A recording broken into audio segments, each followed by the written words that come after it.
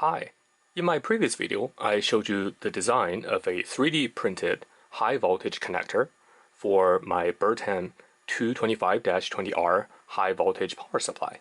And the high voltage silicone cable I ordered had finally arrived, and as you can see here that I had assembled one cable already. What I thought I'm going to do today is I would build another high voltage cable assembly on camera just to show you how easy the process really is.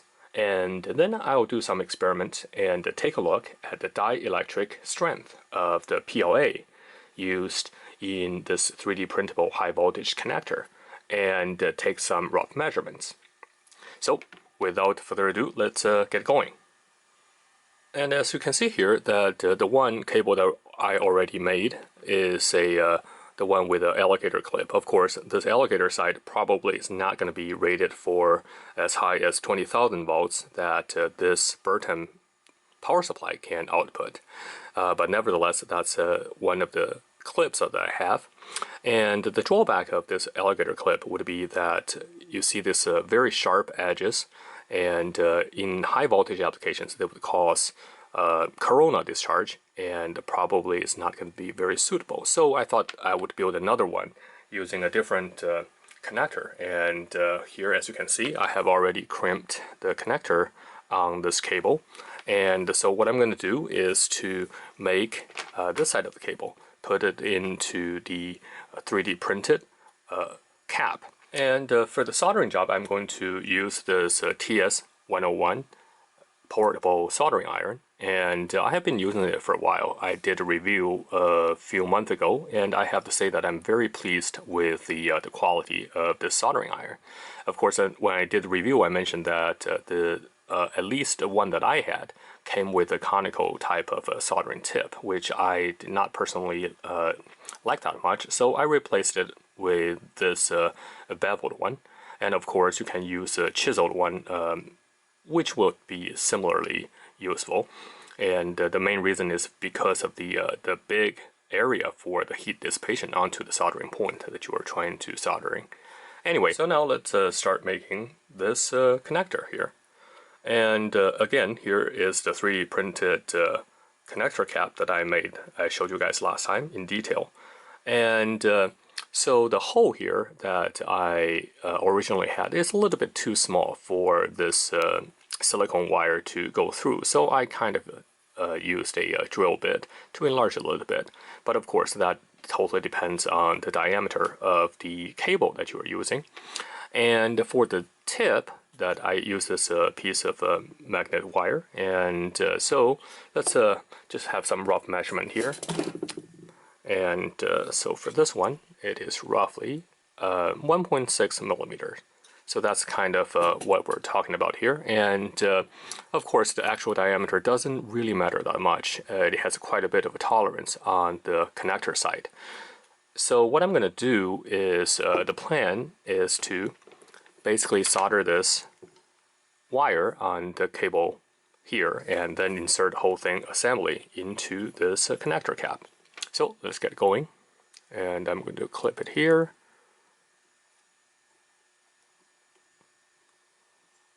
And I'm going to strip a portion of the wire here. So let's see. And I think the 14 would be fine here.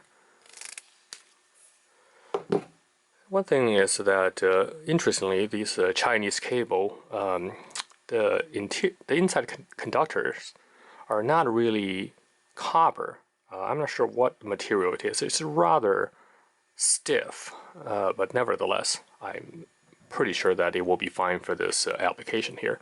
Anyway, so what I'm going to do is to make it nice and smooth, and okay. So I'm going to put it together like so. And of course we can adjust it when we're doing the soldering job. And next, what I'm going to do is heat up the soldering iron here, and let's just plug it right in. I have this 24 volts power supply here. And let's power it down actually have not used this tip yet, so let's see how this tip works. While it's heating up, let's put some flux onto the tip. Probably does not need much, as the solder itself has some flux on it.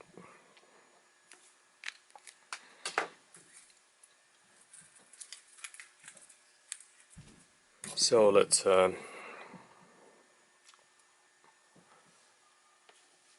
I did increase the default temperature to about 330 degrees so that it would be more suitable for this type of a soldering job. And let's see how well we can. It's actually pretty easy. And I think that's pretty much it. So let's take a look, and it is reasonably well. So now, after this cools down, what I'm going to do is, actually let me just unplug the soldering iron here. I'm going to slide this through this opening here, and there we go. So as you can see, we have quite a bit on the tip here, and what we really just need a little bit. So I'm going to cut off the tip with a little bit angle, so it's easier for it to insert into the actual connector here. And there. So now I have just made the two connectors. Now this is already pretty tight, but I think if you need it to make sure that it doesn't accidentally fall off, we can kind of glue it in place a little bit as well. So anyway, so you can see that it's really easy to make this kind of connectors after we have 3D printed the cap here. So now you see how easy it is to make this connector, and what I'm really interested in doing for this video is to test the dielectric constants of this material, because a lot of people had voiced some concern over the use of a PLA as a high voltage connector, and I kind of searched the web a little bit and couldn't find too much information. The only information I found is this paper, which I will provide a link in the description, that basically mentioned that the dielectric measurement was a little bit difficult because of the surface discharge that during their measurement. Anyway, so they estimate that the highest observed dielectric strength of the PLA was about 33 kV per millimeter.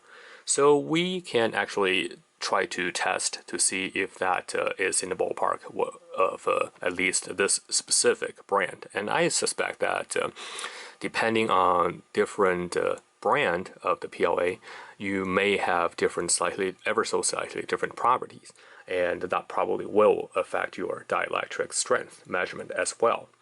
So to give you a comparison, so for paper, at least from the source that I have seen, it's roughly half of the dielectric strength of the PLA measured. So it's roughly 16 kV per millimeter.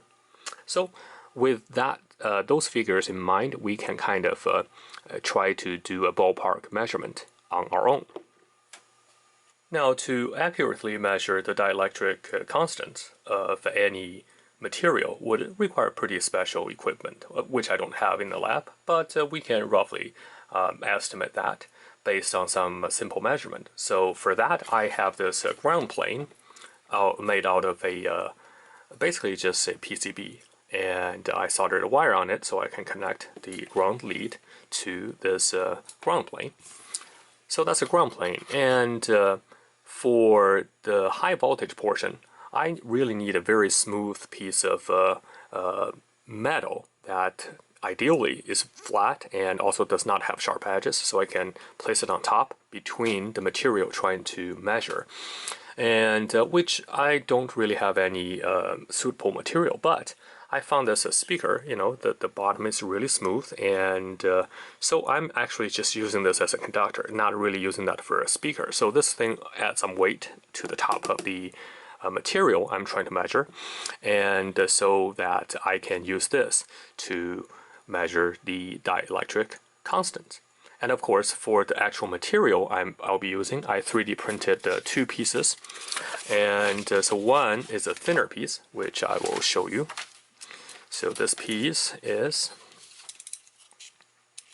roughly 0.18 millimeter. And the other piece is slightly thicker.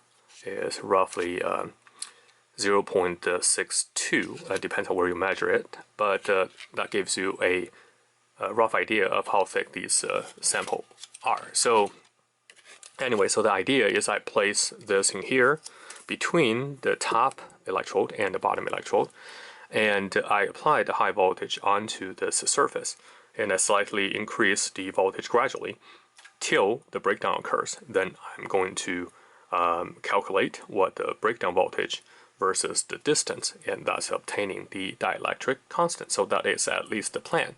Now before I actually do that, I'm going to use some paper to see if we get the ballpark of the paper dielectric constants right, because if you recall, that was roughly 16 kV per millimeter.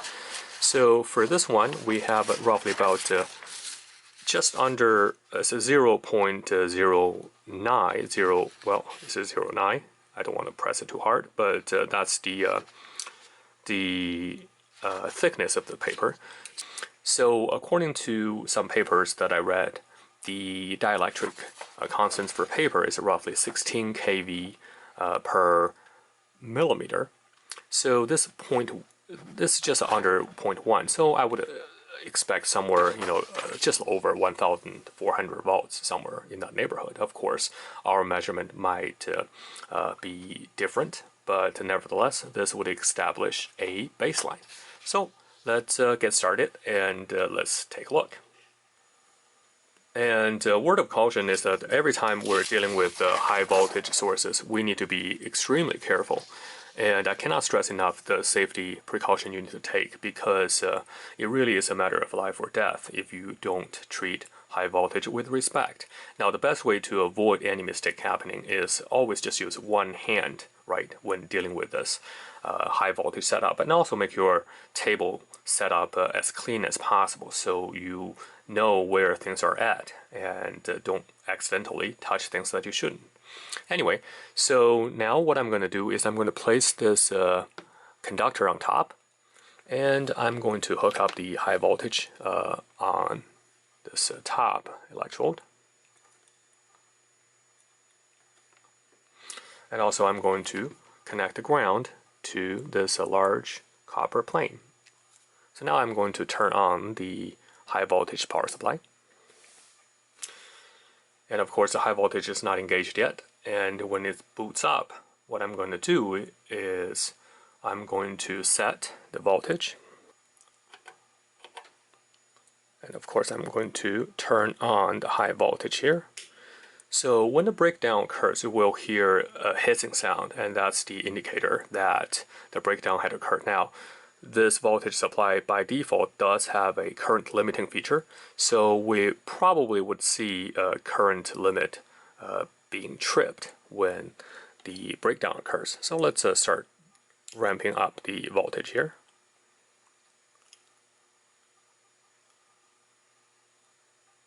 And I want to do it gradually so we can capture the point where the breakdown occurs.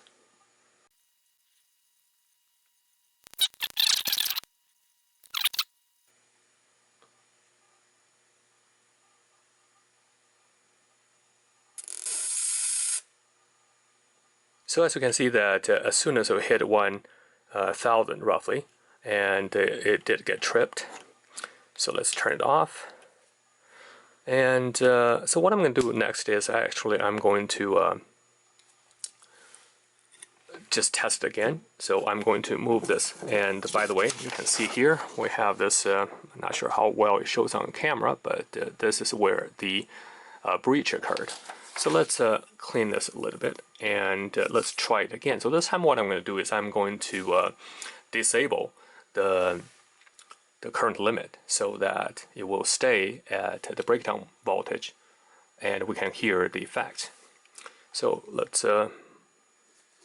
put this on, and we can use another portion of the paper. And let's hook it back on again.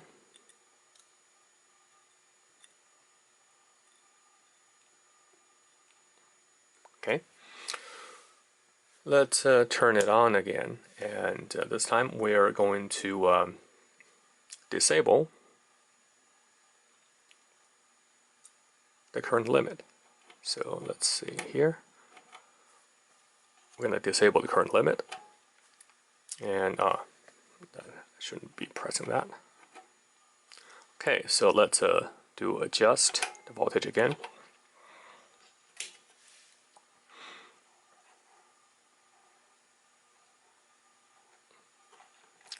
So let's, I probably did it too fast, so let's try it again. Hang on. So the problem with this approach is every time when the dielectric breakdown occurs, you really have to change a different section of the paper, because otherwise the measurement will not be accurate anymore. So as you can see here, we have this black dot. I'm not sure if you can see that, the black dot here. Anyway, so let's clean this a little bit and put it on this part here. Let's try it again. This time I'm going to move it slowly. Okay.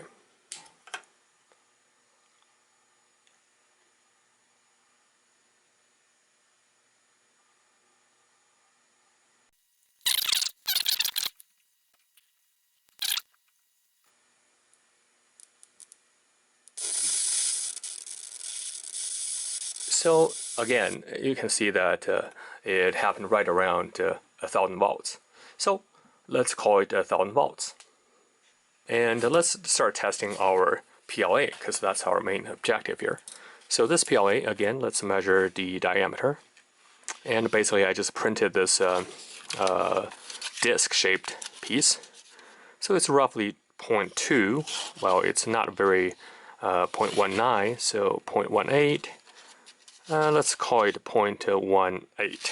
So I don't know where the 0.2 come from, but oh, I see. So certain parts are a little bit of thicker than others, but the majority should be around 0.18. Just the thickness of the two pieces of paper.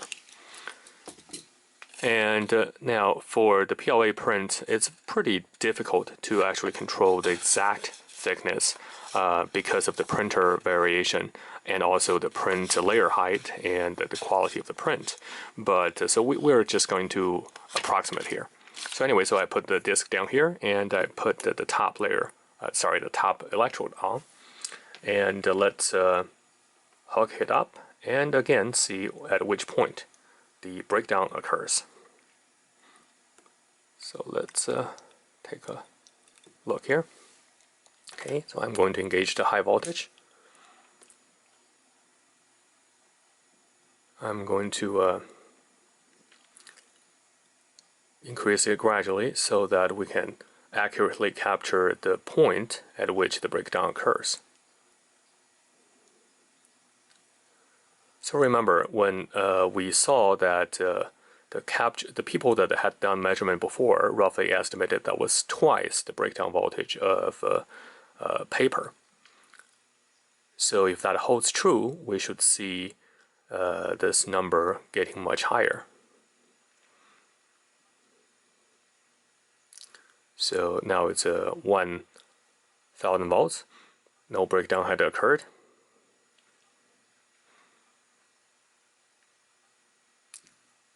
And that's promising.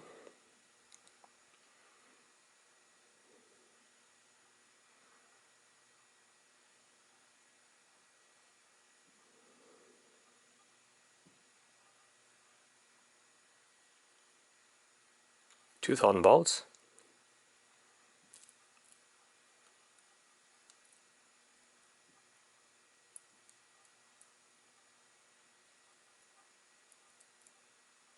And I got a feeling that we're going to break down pretty soon.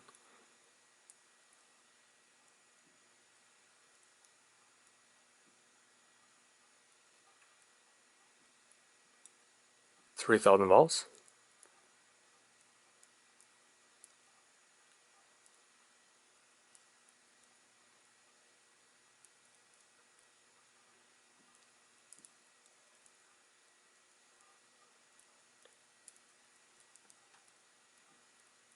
Wow, that's pretty high, 4,000 volts.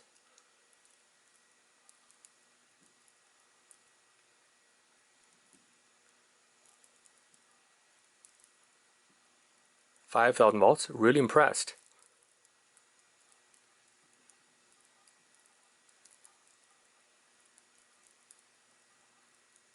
6,000 volts.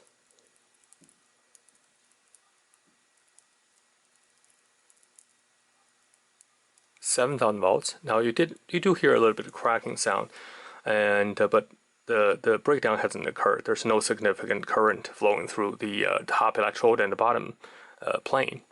7,000 volts.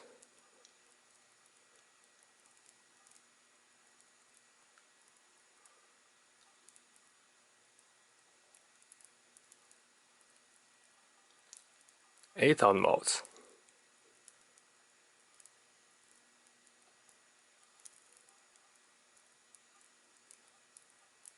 9,000 volts.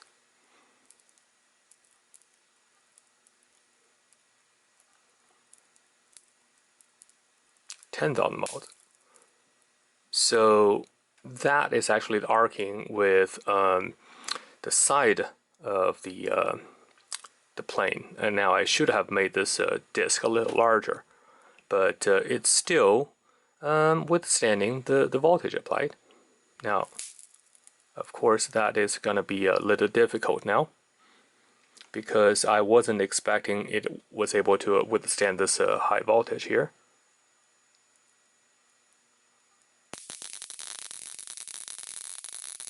Now actually the breakdown occurred, as you can see. So I need to review the tape to see at what point that breakdown had occurred. Now let's turn it off first. So that's actually quite impressive.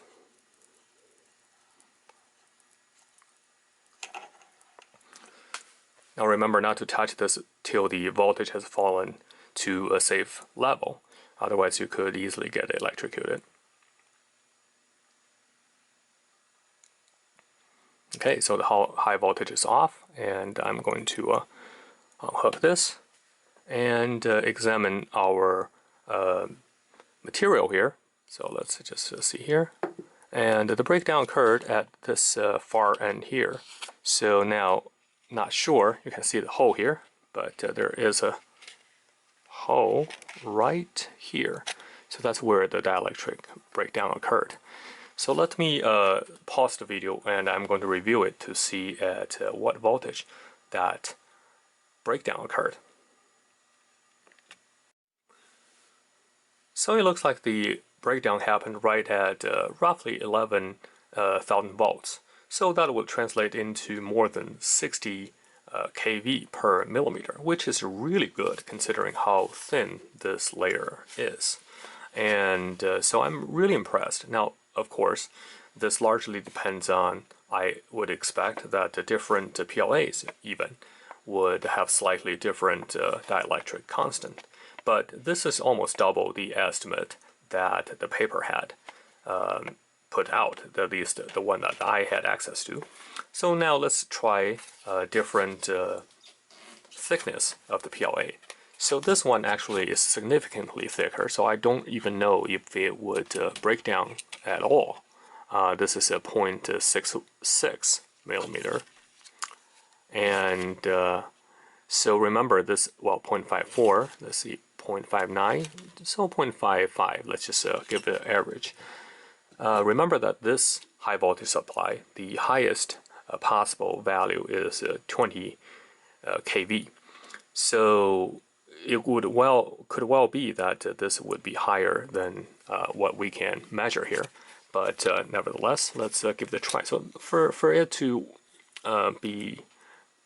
make sure that we have the best chance of succeeding is I'm going to put this in the middle here so that it doesn't arc over towards the side, so we can measure it a little bit better.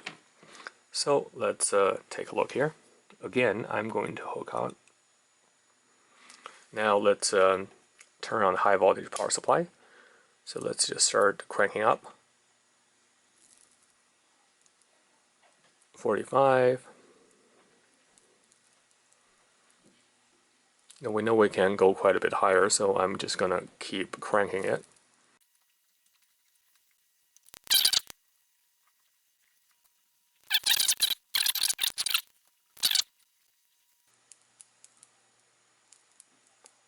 $17,000.